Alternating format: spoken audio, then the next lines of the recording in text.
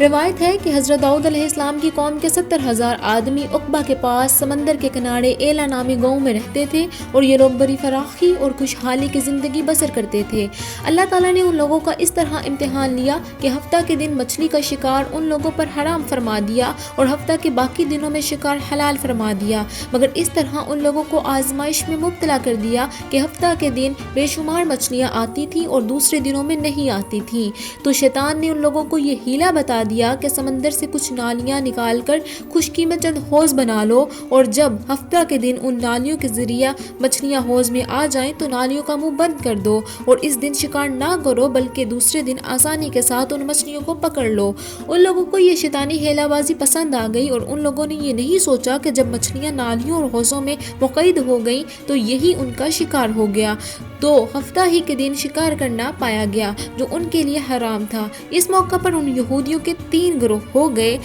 کچھ لوگ ایسے تھے جو شکار کے اس شیطانی ہیلا سے منع کرتے رہے اور ناراض و بیزار ہو کر شکار سے باز رہے، اور کچھ لوگ اس کام کو دل سے برا جان کر خاموش رہے اور دوسروں کو منع نہ کرتے تھے بلکہ منع کرنے والوں سے یہ کہتے تھے کہ تم لوگ ایسی قوم کو کیوں نصیحت کرتے ہو جنہیں اللہ تعالیٰ ہلاک کر دینے والا ہے یا سخت عذاب دینے والا ہے۔ اور کچھ وہ سرکش اور نافرمان لوگ تھے جنہوں نے حکم خداوندی کی علانیہ مخالفت کی اور شیطان کی ہیلا بازی کو مان کر ہفتہ کے دن شکار کر لیا اور ان مچھلیوں کو کھایا اور بیچا بھی۔ جب نافرمانوں نے منع کرنے والے کے باوجود شکار کر لیا تو منع کرنے والی جماعت نے کہا کہ ہم ان معصیت کاروں سے کوئی میل ملاپ نہ رکھیں گے، چنانچہ ان لوگوں نے گاؤں کو تقسیم کر کے درمیان میں ایک دیوار بنا لی اور آمد و رفت کا ایک الگ دروازہ بھی بنا لیا۔ حضرت داؤد علیہ السلام نے غضبناک ہو کر شکار کرنے والوں پر لعنت فرما دی۔ اس کا اثر یہ ہوا کہ ایک دن خطا کاروں میں سے کوئی باہر نہیں نکلا تو انہیں دیکھنے کے لیے کچھ لوگ دیوار پر چڑھ گئے